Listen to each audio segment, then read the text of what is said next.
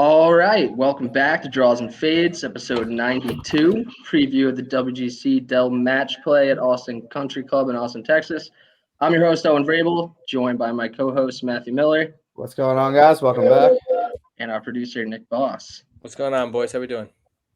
And we are partnered up with Rotoballer this year, so make sure to win big in 2022 with Rotoballer.com's PGA Premium Pass.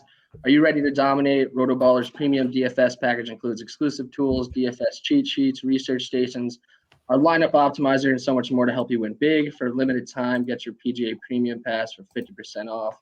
Use our promo code DNF10 for another 10% off. Just visit rotoballer.com/radio to sign up today. Start rotoballing like a boss. So Sam Burns wins the Valspar, second consecutive year, goes back-to-back. Unfortunately, none of us had him. Beat Riley Davis in a playoff. We will get into that a bit, and we'll give you a course preview at Austin Country Club, what we're looking for this week strategy-wise. It is a unique event. We're doing a match play this week. So we'll go through the odds list on FanDuel, but we'll also be going through it kind of pod by pod in the bracket, kind of easier way to go about it this week. And, we'll give you our outright plays and some thoughts on group winners and our one-and-done picks as well. So give us a follow on Twitter at Owen_Vrabel, at MattyMills85, and at Draws_N_Fades. But this week, we are joined by a very special guest, good friend of the show. He's had us on his podcast, Tap In Birdie, everyone's favorite Twitter follow, the one and only Mr. Brian Kirschner. What's up, How you guys doing tonight? Really happy to join the pod, and you guys have always been great guests on my pod. Love your pod, and I'm glad to talk about match play. I think this is kind of an underrated event. I think some people might brush it off and not want to bet it. It's a little bit different, but I think there's a lot of opportunities to make money versus, a lot of other events because we get some great matchup odds, got the group winners and then outright. So there's a lot of different ways to attack this event and make some money. Beautiful. And yeah, we're getting you a little warm. You're warmed up already, just coming off your show. So you can catch Brian on Twitter, YouTube, all over the place. Usually Tuesdays at 8, Tap In Birdie. But this week we got a little sneak preview on a Monday. So happy to have you, man. Excited. Of course, I'm excited to talk through the board. It should be a good event. It should be a good event. I will say just off the bat before you kind of rip into me, but Burns wins after I've taken him like 4 or 5 times in a row. 25-1, I just didn't do it, and I'm so pissed. I'm the only thing I'm not pissed about is that I didn't actually watch as much golf as I typically would because March Madness. So I knew it was going to be upsetting when I saw that Burns was, in great position to win. So did you think he was going to win going into Sunday? I mean, JT was right there. I don't know what's up with JT recently. He doesn't seem to be great down the stretch. But I think the Burns win is really interesting to me because I think there were really not a lot of reasons not to bet him. If he was 18-1, I think it's a different conversation. But the fact that you could have got a 22 to a 25-1 on him, past champ in good recent form, what is the only reason not to bet him? He won last year. Paul Casey won 2 years in a row. So I think it's a little upsetting play, and I think it's just another example of sometimes the most obvious thing comes into fruition and wins as much as we try and complicate things every week. It is funny because I hate betting a guy to win a tournament in back-to-back years. If I saw he won the year before, I almost rule him out, and it is just so dumb to do because there's no reason why they couldn't just win again. You know what I mean? It's like if they came in second last year, you'd be more inclined to take them, which doesn't make any sense. But I think it's just kind of like a mind thing. Yeah, and I think you fucked me up. I must have somehow. Here we go. I think you got into my head somehow because I going back on it. I can't recall why I decided to not do it. Yeah, but you hopped off all your guys last week, and they all played well. Neesmith. I took Neesmith top 20, and no, it was but you were picking Neesmith to win probably at least 10 times in the last year. That would have been the real one to make he won. That actually was what I was more scared of. And then, sadly, because I do love Sam Burns, I was a little bit rooting for Riley to come through there. That also was a sick putt. second Yeah. playoff hole. So. I didn't even see any of it. It's crazy. I didn't even know I was out, and like all the TVs at the bars had the basketball games on, and my phone died right when it was going to the playoff. So I didn't even like know what happened. I found out later. Like way later. Yeah, I saw the clip. Oh my god, that was sick. I wish I'd seen that, but Like It this wasn't morning bad. later. Yeah, I think it was definitely better for you that Burns won versus Neesmith winning, because from my experience, happened many times. There is literally nothing worse than placing a placement bet on somebody and they wind up winning, because it's just like you liked them, you thought they would play well, and you didn't bet them outright and they won. There's no worse feeling than Right. that. So I think Burns winning is a little bit easier to swallow than Neesmith, and you got the plus 500 top 20 on it. So that was a nice Yeah. No, you're right. You're right. That is very true. Like you say that all the time, actually. And I think you've kind of gotten into the formula of if you're going to take someone top 20, you probably take them to win as well. Yeah. So probably a good strategy going forward. So I don't run into that potential 250 to 1 ticket cashing and not being on it. But yeah, I think the Valspar overall, I mean, pretty good tournament, but I just wasn't super interested this week with college basketball going on. But I think also JT is worthy to note that he looks like he's very due to win. So it is a good point that Brad brought up though, because it's like a couple times this year where he was like right in the mix, and you kind of felt like, all right, maybe JT will do it, and he just hasn't really gotten it done.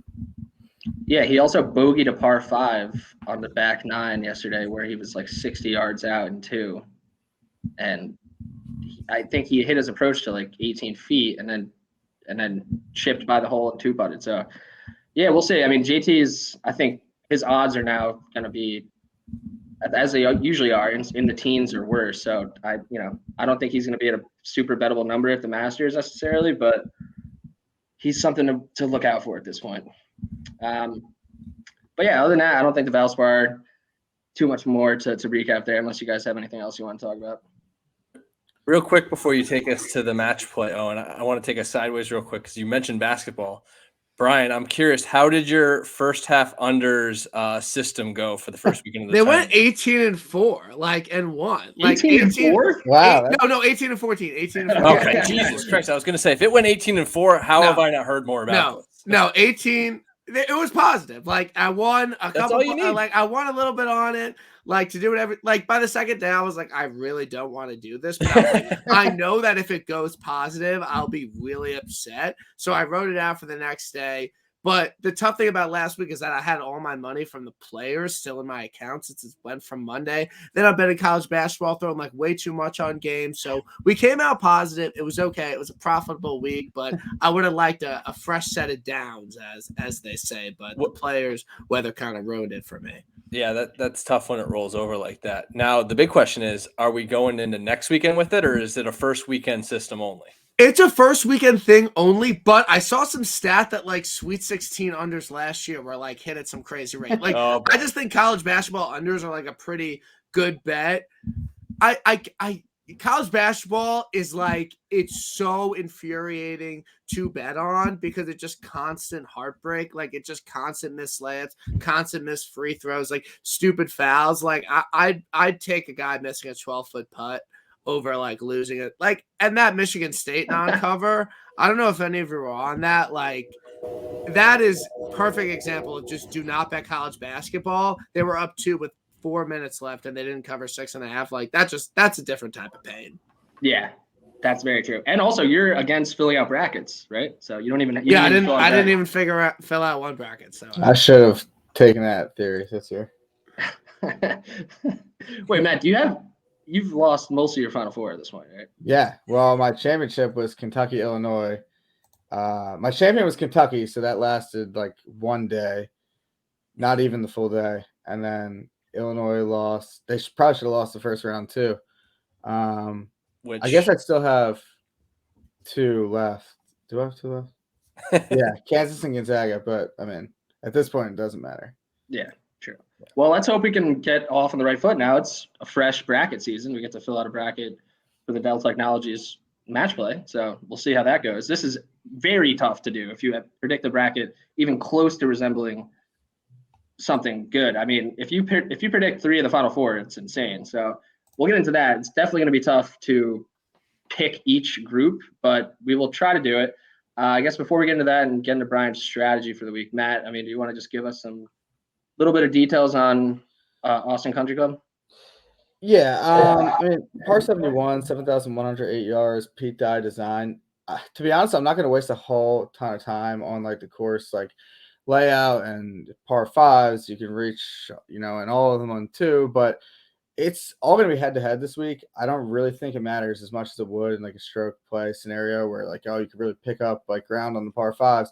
You're going head to head with someone, and a lot of that's just going to be like match play. So what I'm looking at this week was basically guys who are playing well recently, guys who are historically good in match play, and guys who have done well in this event. I'm not focusing too much on like course facts and the stats because we don't even have strokes gain here, but I think just in general, looking at like what fits at this course is kind of irrelevant when you're going head to head with a guy.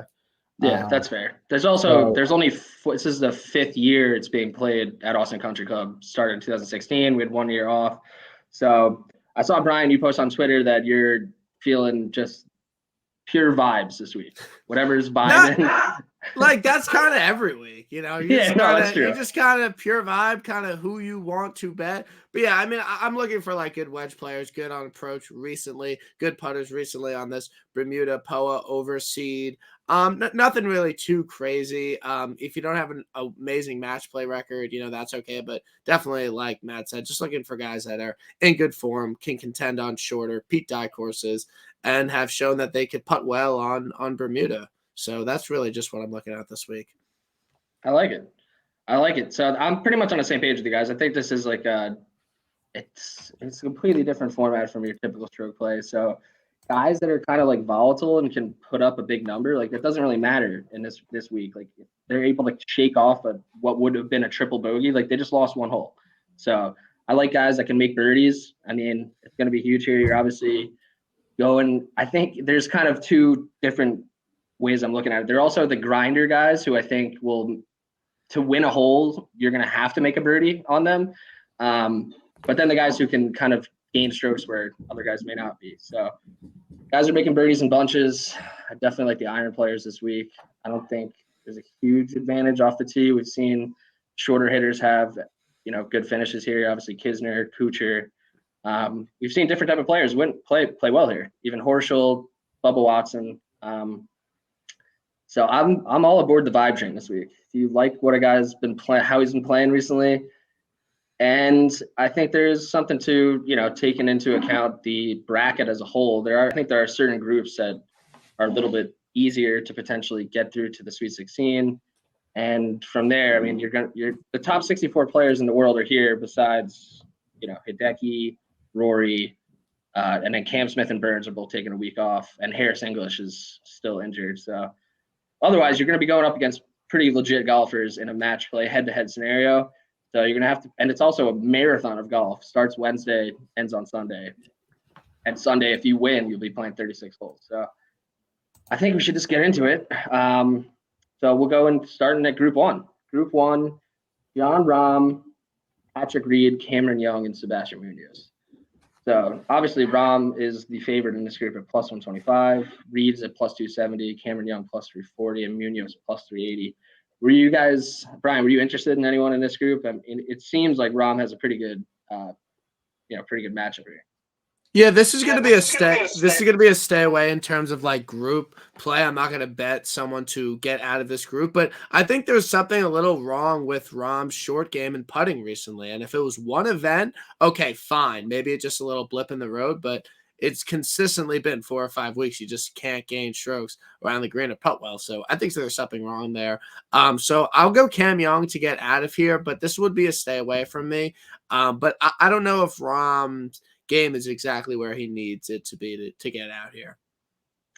Yeah, I think it's, I don't know. I think with the short game, it could just be a couple little things he needs to flip his way. But I mean, he's just been missing a ton of putts and chipping horribly. So I could see Rahm being not really a super safe play. But again, Munoz, who knows what you're going to get. Cam Young, I think, is a nice little underdog play there.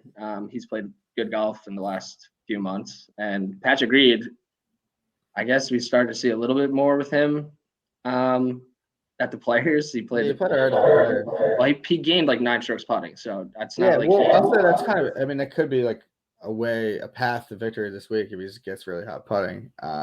True. And like So you said, I'll just pose the question: Are you taking Patrick Reed to get out of this group?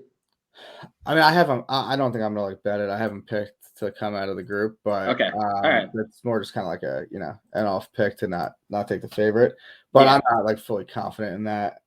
Yeah, I took Rahm to get out of the group. I'm not playing any, and I'm not betting on anyone to win this group either. Although I did last year bet Rahm as a 2-unit play to get out of his group, and that cashed successfully. And he was the only 1 seed in any of his groups to actually advance to the next round last year, which I find incredibly random. I don't think we'll see that again this year, but I could be wrong.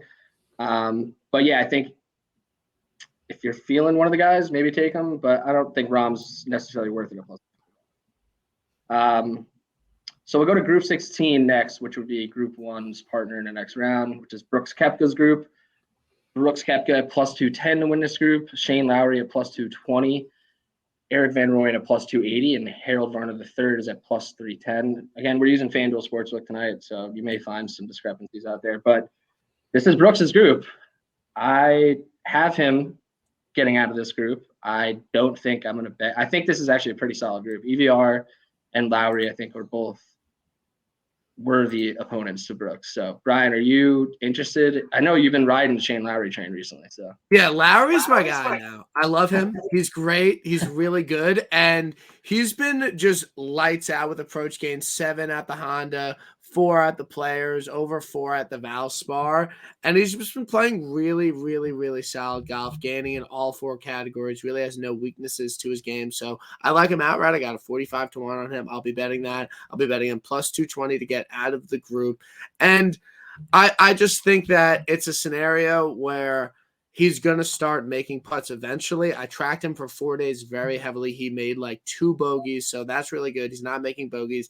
And strokes gain can tell you one thing. I'm looking at him. I'm tracking him. He put everything to 13 feet. Like, he genuinely just wasn't making a lot of mistakes, and he just wasn't making a lot of 13-footers. I think that changes this week. So I really like him to get out of the group, and he's definitely an outright bet for me. I definitely like him to get out of the group. So he's my favorite play here. I like him in DraftKings. So I'm all over Shane Lowry again. Are you concerned at all that his career match play statistics are not very good? I mean, yeah, not good. He's 7-6, 7-16-3 in match plays. Obviously, a lot of those are Ryder Cups, and he has played this event as well, but not great.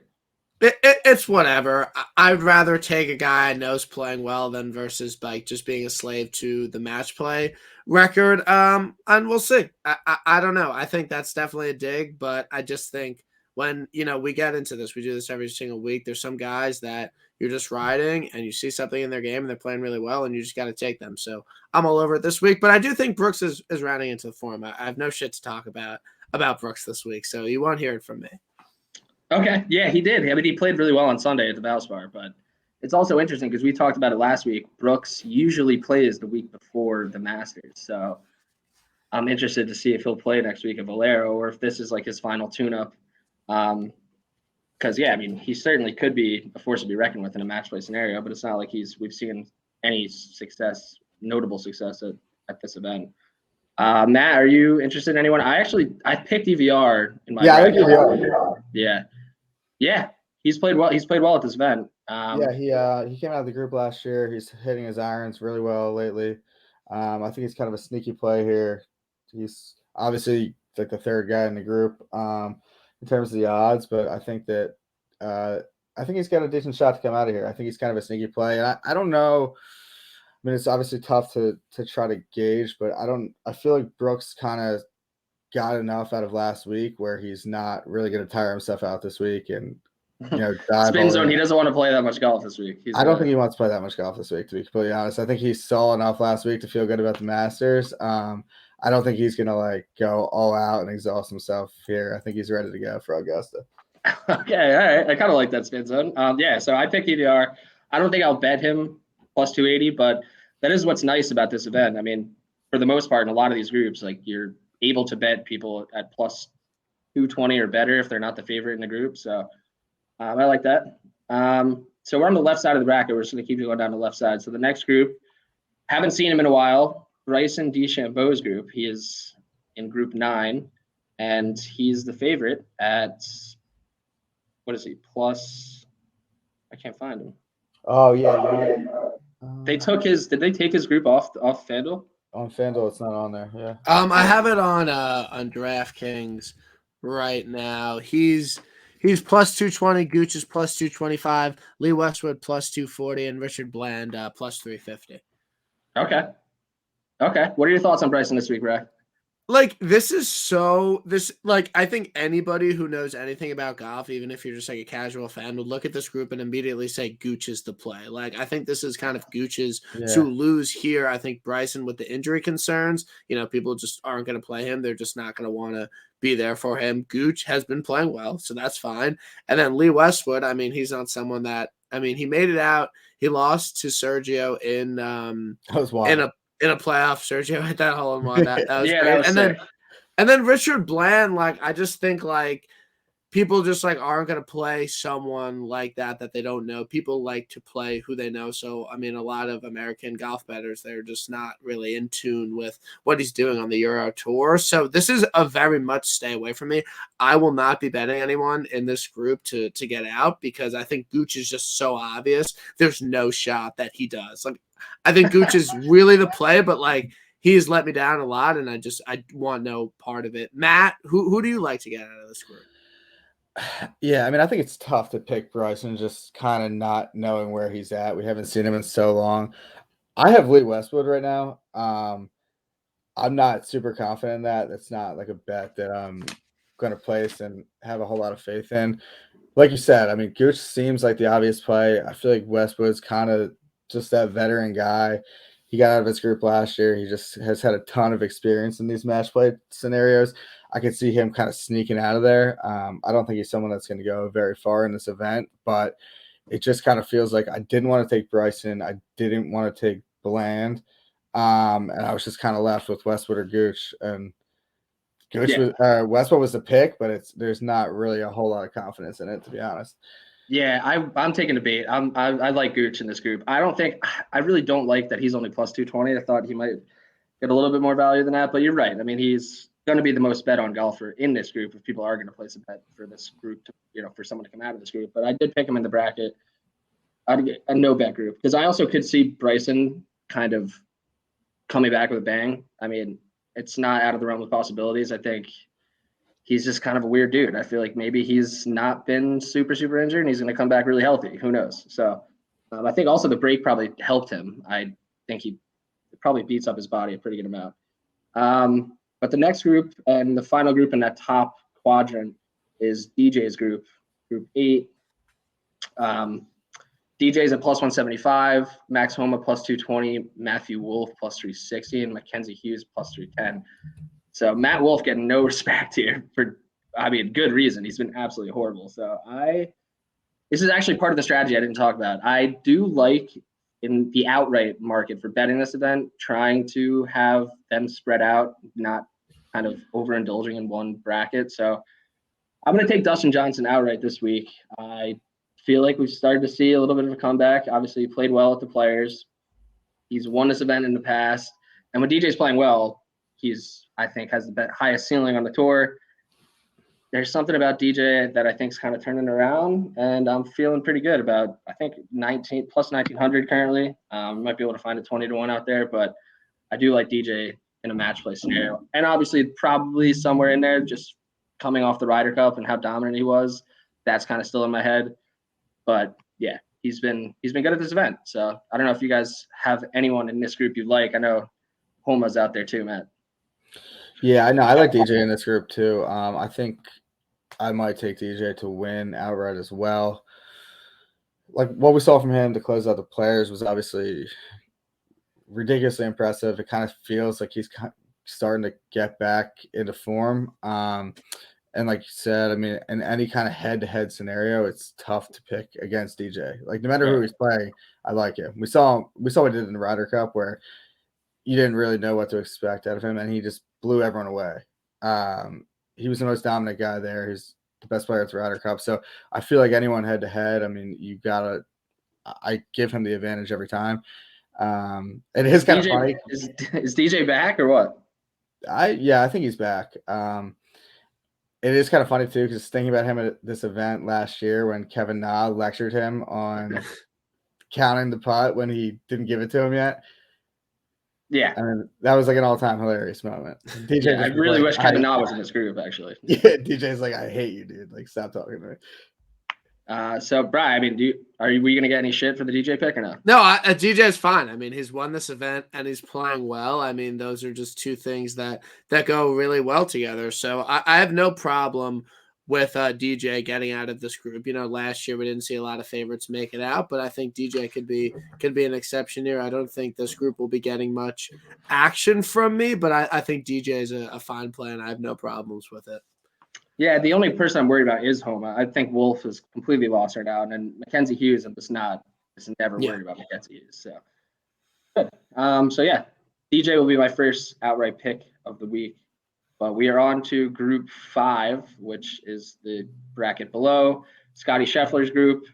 He is the favorite in this group, plus 195 on FanDuel. Then we got Matt Fitzpatrick at plus 250, Tommy Fleetwood at plus 280, and Ian Poulter at plus 300. This is probably one of the most competitive groups on paper, at least, if all these guys play well. Poulter is a match play savant, and obviously Scheffler's been lights out this year.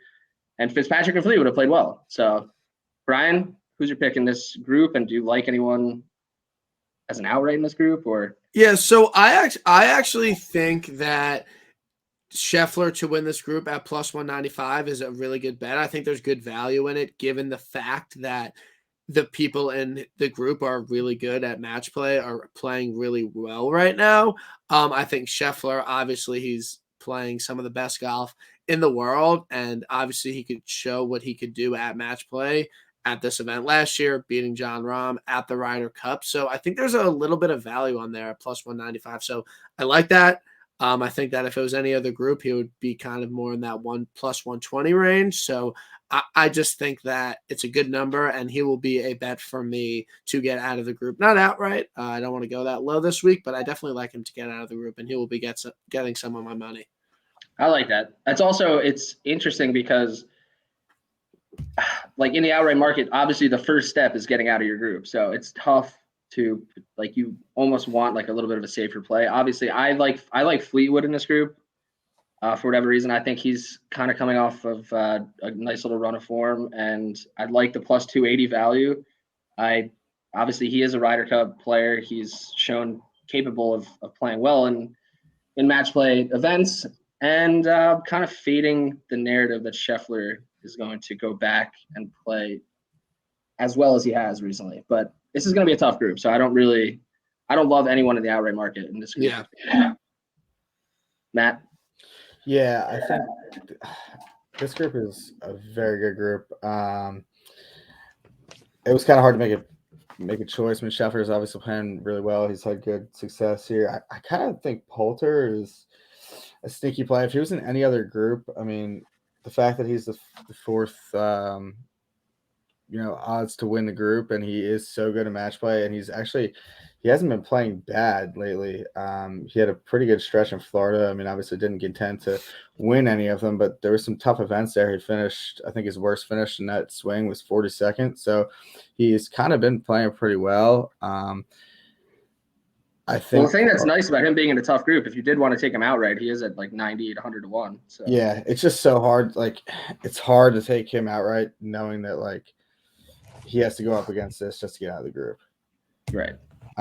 So I think he's an intriguing play plus 300, but we also haven't seen any super deep outright plays cash here in this event. I mean, you are going up against the best players in the world, so it's going to be tough. So we're a little bit mixed there. I think that is probably one of the top 3 most competitive groups this week. So I like that. Group 12, Billy Horschel's group, defending champion. He is plus 175 to win this group. I mean, on paper, maybe one of the weaker groups. Our boy Thomas Peters is plus 250. Tom Hoagie, who's played really good golf, is plus 250. And then Min Woo Lee. I don't have a ton of thoughts on this group. I picked Peters just because I love Peters and it's a vibe week. So going with the vibes, going with Peters. But who do you guys got, Bri? I definitely like Tom Hoagie. I bet him outright at 100-1. I always like Hoagie on shorter courses when he's got a lot of wedges in his hand. So it's going to be like that this week. He hasn't been putting great, but I just think that his approach play is so great, especially inside 150 yards, that he'll, be consistent enough to not make enough bogeys, and he can make enough putts, hopefully, and turn it around. So I think at 100-1. American player. They tend to do very well here. So I like him plus 250 to get out of this group. This will be a bet for me. I like him outright. I like him in DraftKings. I like him to get out of the group. I kind of like that, actually. I do like that. He is good on the short courses. His wedges have been phenomenal. And it's like not even just a flash in the pan at this point. Obviously, he is a veteran. He's played hundreds of events, but the streak of golf he's been on is no fluke. So I'd like that. 100-1 is pretty nice, considering besides Horschel, it's like Minwoo Lee is not intimidating at all. And Peters, you could get a week where Peters is playing really well, or you could get shitty Thomas Peters where he's just flying off the cuff. So are you taking Peters, Matt? Or are you feeling a little Hoagie? Yeah, action? I'm taking Peters. I'm taking him outright too. 120-1. Okay. Yeah, I really think that he's like an underrated match play guy, and this group is like pretty weak for him. I was pretty excited when I saw his draw here. Obviously, the only time he played in the Ryder Cup, he was tied for the team lead in points for Europe. That was kind of his first taste at the Ryder Cup. He was a young kid at that point. Everyone thought he was going to be really good. He hasn't kind of lived up to that yet, but I dug even a little bit deeper and looked at some of his college match play stuff. And Wow. his senior year during the NCAA championships, guess who he beat back-to-back in the match plays? Justin Thomas and Max Homa. Wow. So this guy can play a match play. I think it's a pretty good draw for him. Obviously, not to discredit Billy Horschel, who won this event last year, but I think Peters is one of those guys who gets amped up head-to-head, and he is like a very volatile player, but I think like you touched on in the opening, it's kind of beneficial to him because if he blows up on a hole, it's not really going to kill him more than just losing one hole here. True, as long as he can keep his head. I mean, he is a little bit of a nut job out there. Yeah, that's true. Yeah. All right, so 2 long shot plays in this group. I like that. So group 12, a couple of long shots, Hoagie and Peters over 100-1. I like that. So group 13 is beneath them, Tyrrell Hatton's group, who's been playing pretty good golf as well. He's at plus 220. He's not even a favorite in his group because he's with Daniel Berger, who's at plus 210 on FanDuel. Then Seabez is at plus 280, Christian Bezainhout, and then Siwoo Kim plus 310, P-Tie specialist, Siwoo Kim. This is a tough group, actually. I was a little torn on this. I went Berger, not taking anyone outright or really a group play here. Brian, do you like Hatton, Berger? I have again, this is such a hard group to figure out, in my opinion, and there's a lot of variability with all these guys, and I just don't have a really good gauge on who I think is going to come out of here. So this is just going to be a pass for me because I just think this week, again, like we talked about, it's good. If you don't have a great feel for something, just pass on it and spend that money elsewhere where you liked it. So I have no feel for this. So this will just be a hard pass for me here. Yeah, hard pass for me as well. I think Berger and Hatton are certainly the deserved favorites, Matt. But are you taking anyone here?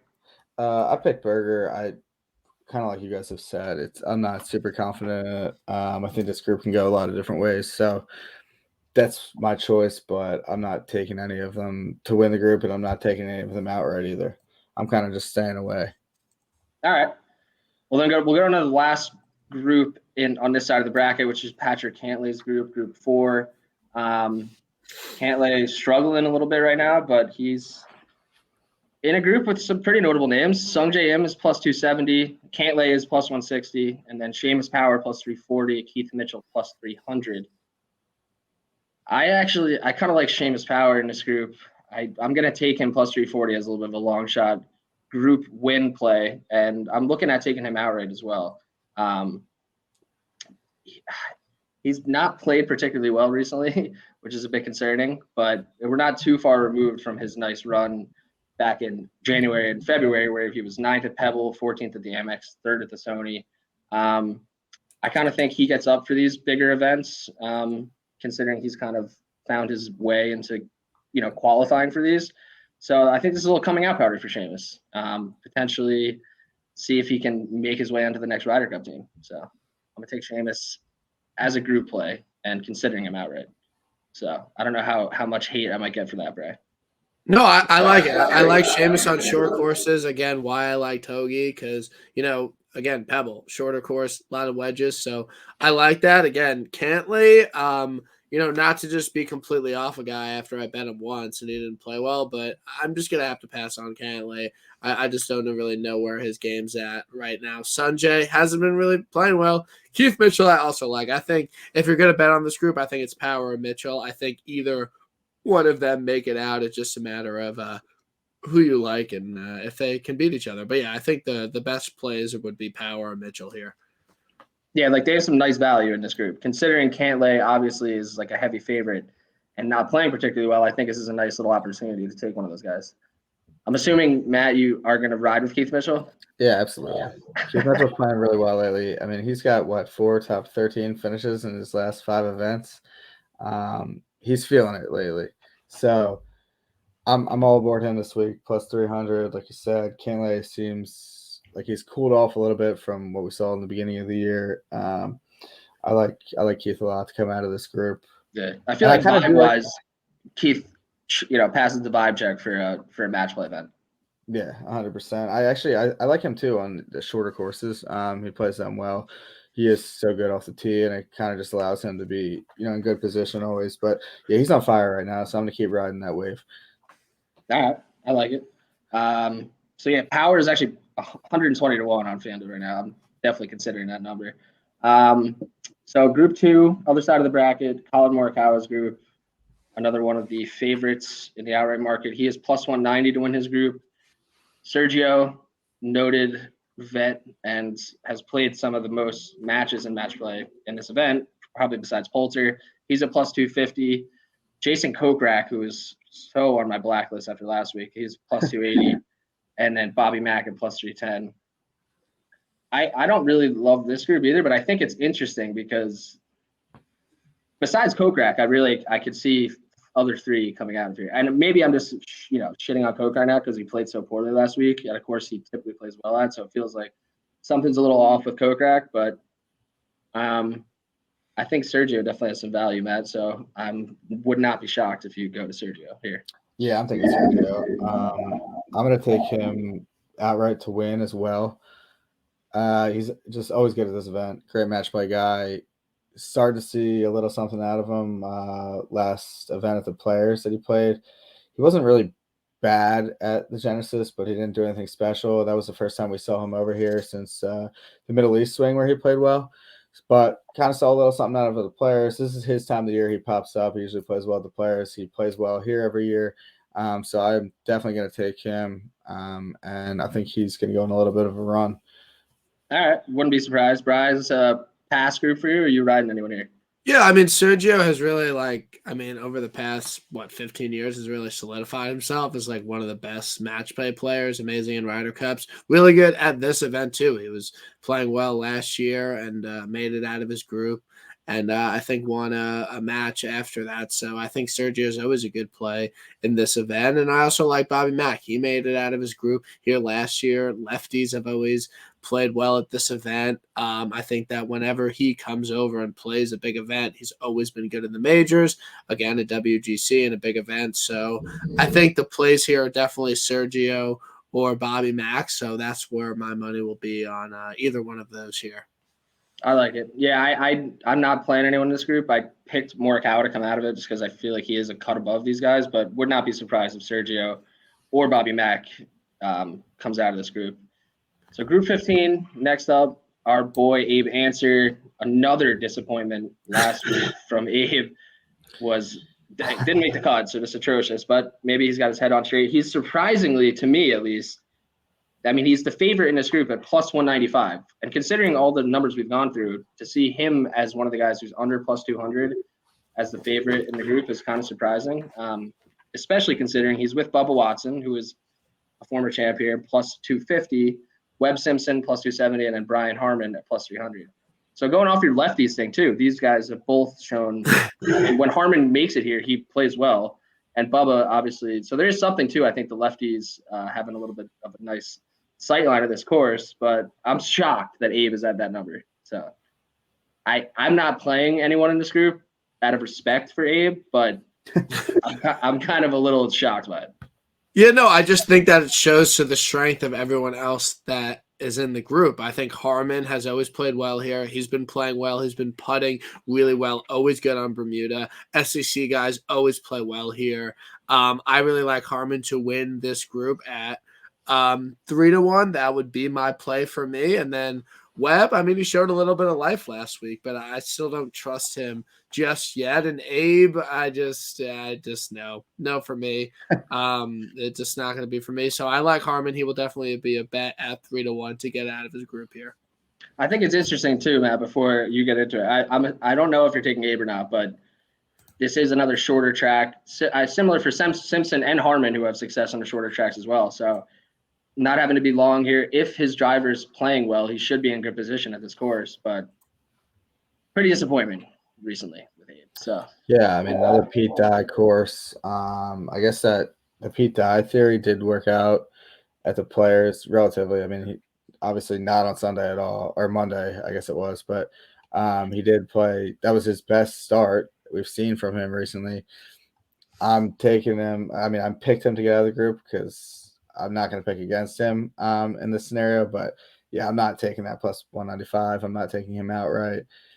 I hope I see enough to feel slightly confident in him for the Masters, but not too much where we get a good number for him.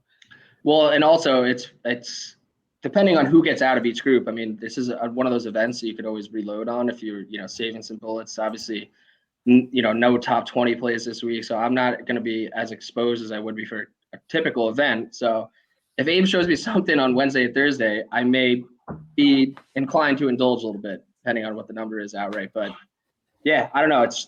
He's 55-1, which I think is kind of fair considering he hasn't been very consistent recently, and we haven't really seen the Abe that we would like to see. So I picked Harman in the bracket as a little bit of a sleeper play, and I like the value on him if you're going to bet this group to win as well.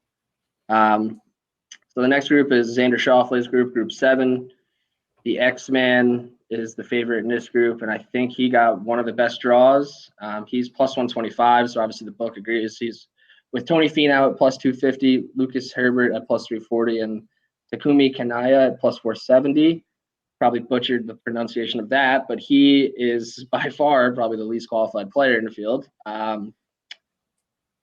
This group felt like just an easy play for me, and taking Xander, I will take him in the bracket. Not going to take him as a group win, but I also kind of like him in the outright market, specifically because I feel like he should make it to the Sweet 16, and we'll get into the next group as well, but I think he kind of drew a decent I skipped a group, but that's all right. I'll get to that group next. I think he drew a draw here, so I'd like Xander this week.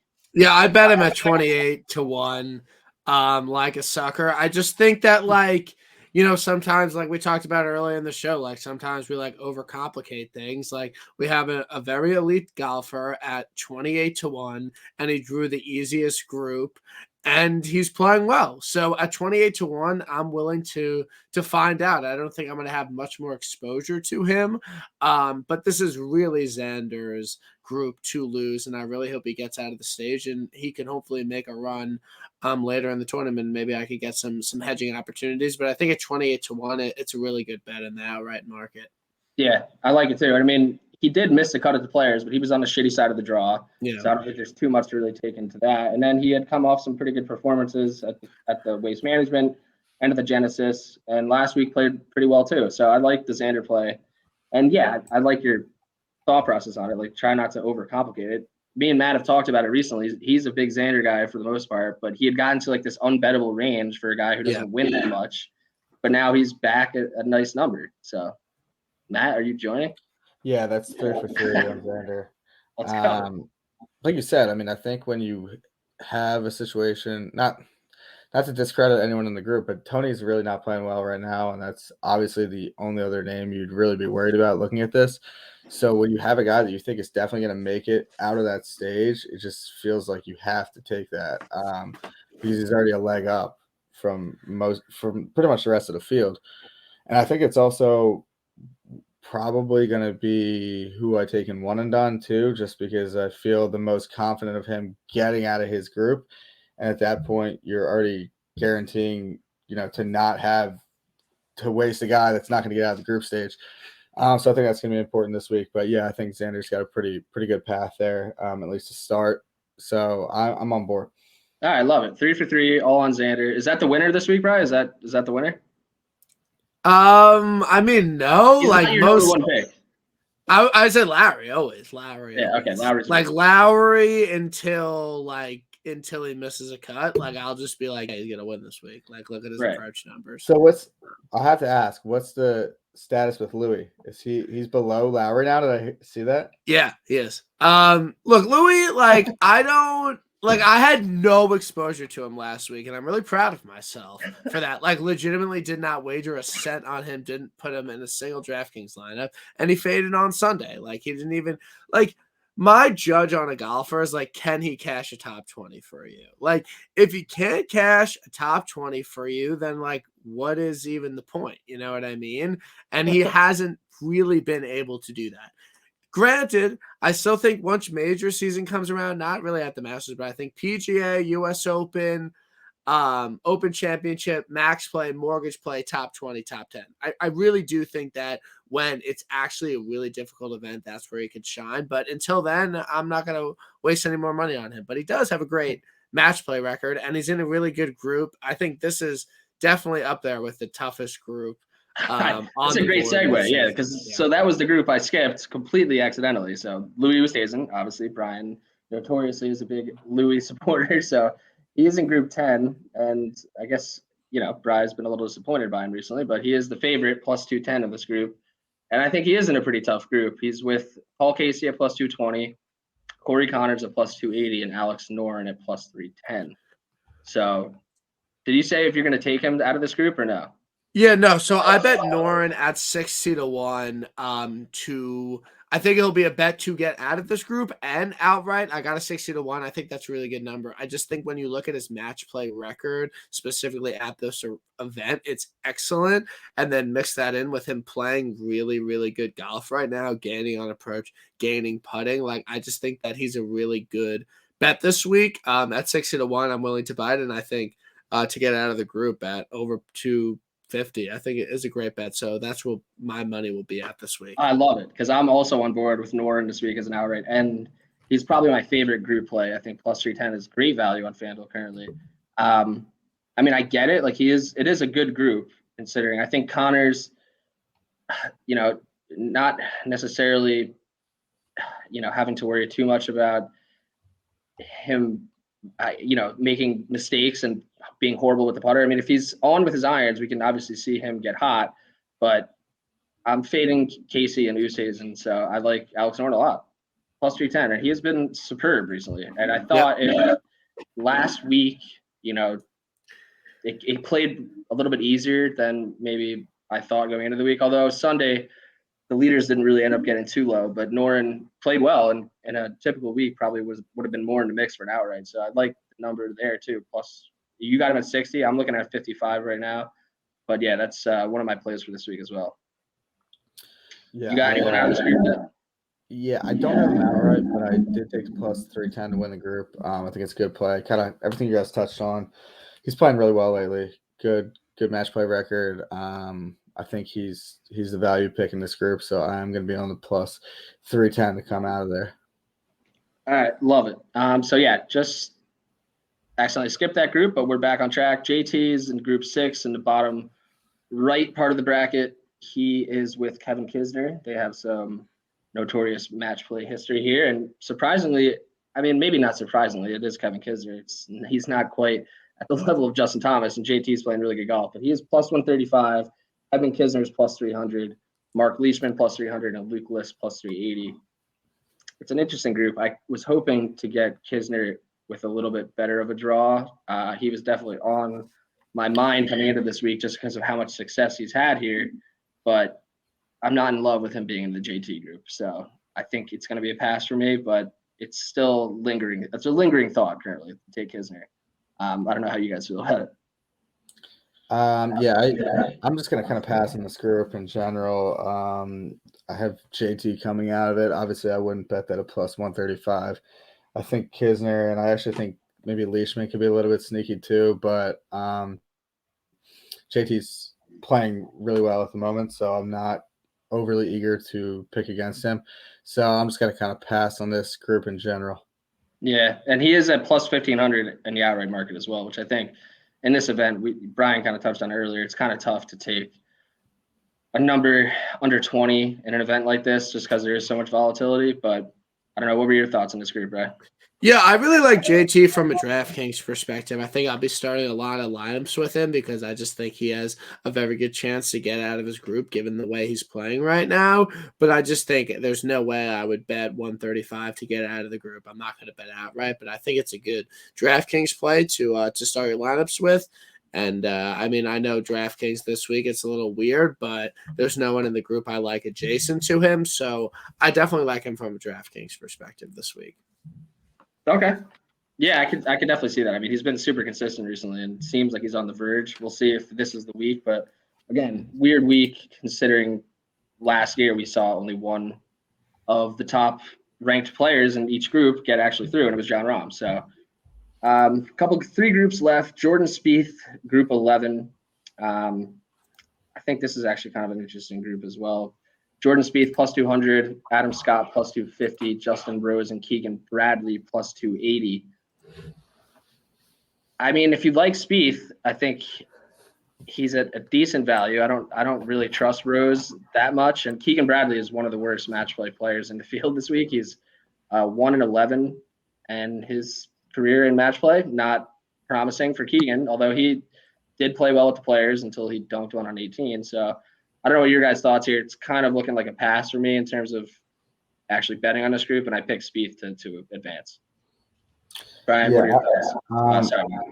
I don't really love any of these guys here. I have Adam Scott, although he pissed me off so bad as a player that I'm not going to bet him in any way this week because that was even before he could blame it on the weather. He put up like a quad on 18 and he was a complete disaster. So I have him picked right now, but I'm not taking anyone in this group to do anything. I'm not betting a group winner or anything like that. Fair enough, Brad. Yeah, I definitely am going to stay away from this group. I don't want anyone I'm not going to bet anyone to get out of it. I'm not going to play anyone in DraftKings. Just kind of a stay away. This is a very up in the air group, and I'm not really sure exactly what's going to happen. So I'll just pass on it. Yeah, I think this is one of those easier groups to kind of pass on. So 2 groups left. Joaquin Niemann's group 14. He is coming off playing some really good golf. Obviously, his win at the Genesis. He is plus 210. Russell Henley plus 250, Kevin Na plus 250, and then Maverick McNeely, who is a late entry due to the Sam Burns withdrawal. He's at plus 310. This is a pass group for me. I want to take Russell Henley. So I may end up just doing it because I do think Russ sets up well for this course and should play well here. And it's not the worst draw. I think this is a tough group to pick from too. I think Na obviously is shown he can play well in match play scenarios, and Niemann has been really good recently. So Henley's my lean, and he's my pick in the bracket, but I haven't really confirmed if I'm going to take him as an actual group play winner. Brian, are you on the Russell Henley Express this week? Yeah, I'm down. I'm down for Russ Henley this week. I'm going to bet him to get out of this group.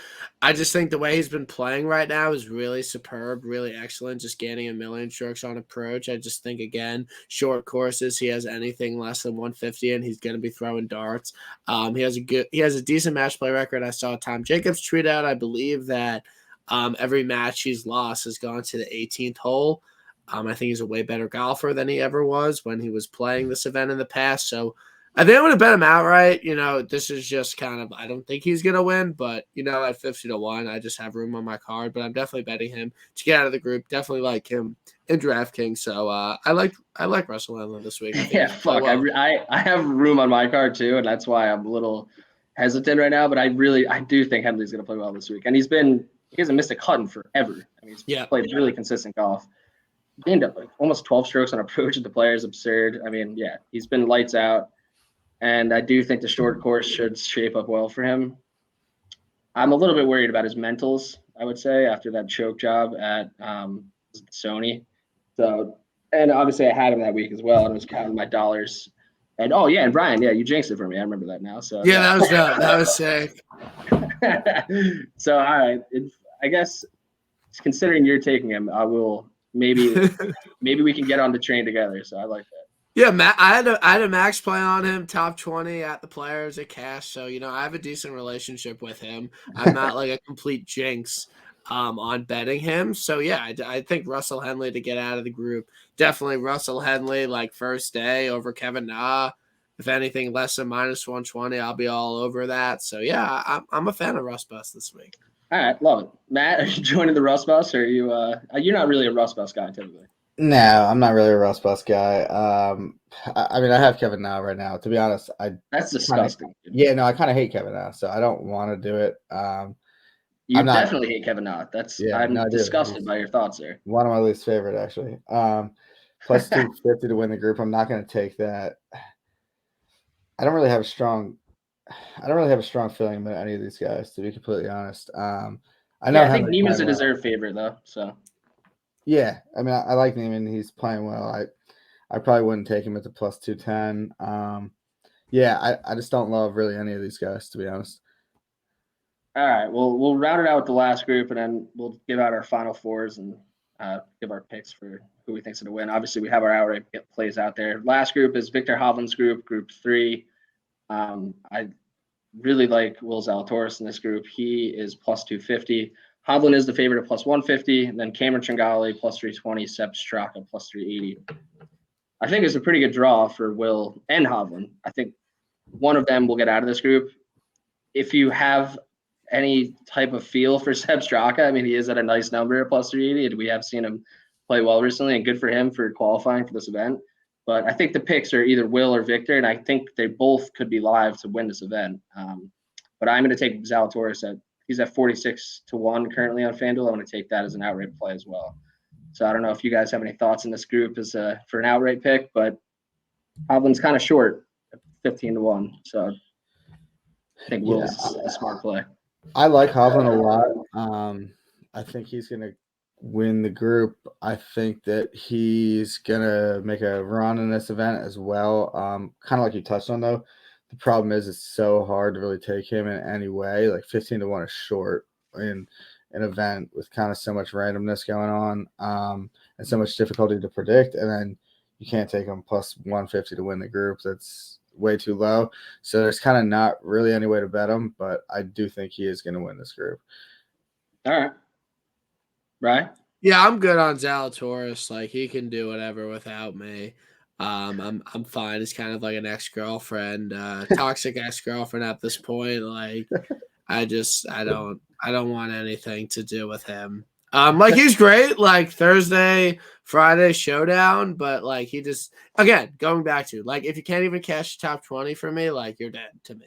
And like, he's always in the top 10 on Thursday and Friday, and then he always fades. So I'm good on that. I'm sure he could set up well here and play well, but I'm good on Zalatoris. I think I've moved on.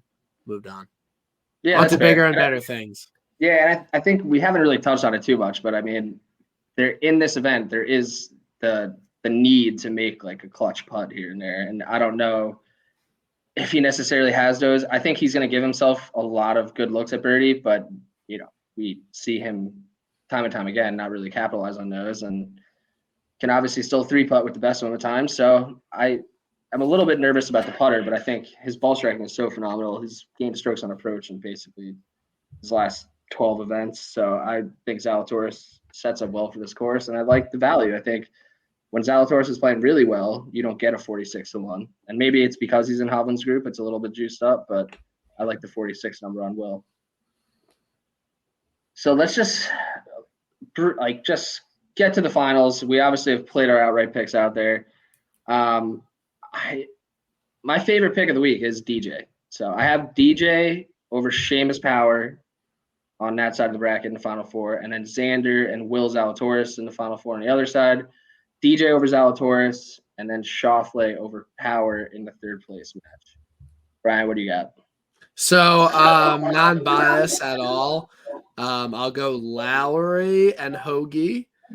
And then I'll say Lowry beats Hoagie, and then Xander over Henley, and then Xander, and then Lowry beating Xander in the final. If this happens, I will literally be the richest man alive. So for my outrights make the Final Four, like I'm sure that'll be a good payday. Won't happen, but that's what I think will go down this week. Yeah, shit. That's exactly what I did too. Obviously, 4 of my outrights are in Final Four, which is the ideal scenario. That is what you're looking to do, and I think that's why I tried to set it up like that. Like you have plays in each quadrant that can be in the Final Four, and you're just in a stress-free position. So, Matt. Yeah, I have a slightly different. All 4 of mine are not in the Final Four, but I have DJ coming out of that one, Thomas Peters out of the bottom left, Sergio and Victor Hovland. Obviously, Sergio and Xander are in the same, quadrant there. So I'm taking them both outright. But I figure if they play each other, I'll cover my bases and have kind of one of the Final Four there. And then I have DJ over Sergio in the final right now. Yeah, that's another way you could do it. You could try to load up on like one side of the bracket and hope that you have 2 guys that meet in the Final Four, and you got a guaranteed shot at one of the players being in the finals, and then you could potentially hedge off.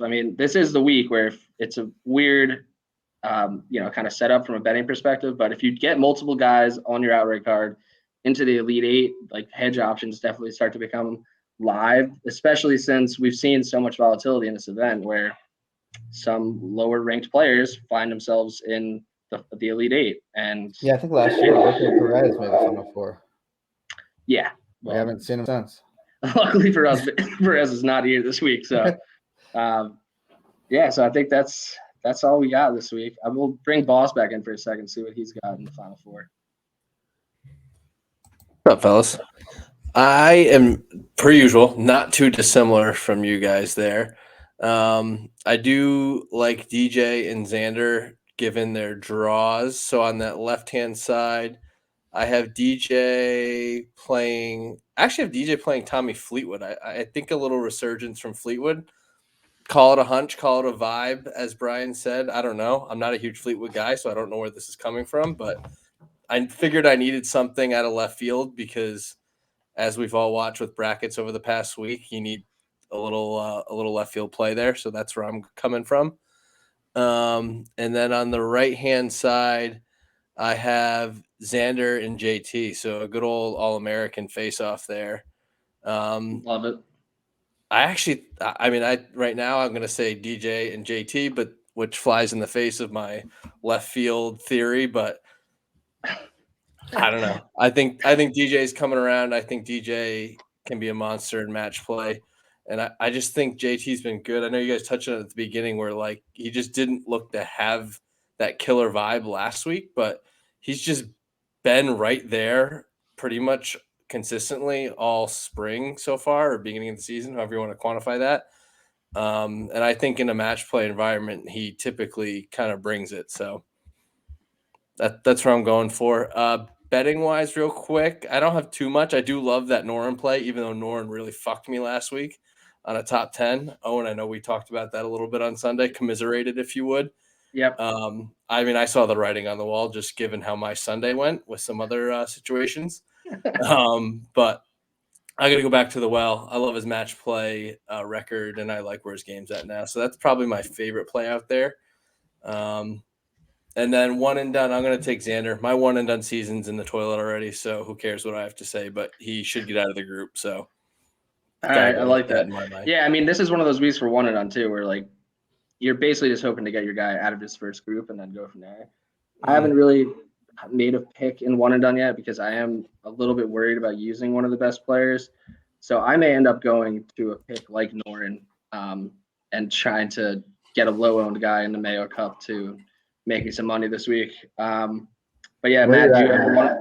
What I'm 122nd. So Oh, you didn't really I- fall after last week? No, dude, I'm in a position now after the 3.6 mil from Cam Yeah, Smith. no, Like, I no, can't we've really been there- fall that far quickly. Wait, so you are 122nd in the Big Mayo? Yeah, Is that in the money, yeah, I'm in the $600 bracket right now, but dude? yeah, I'm in like Let's go.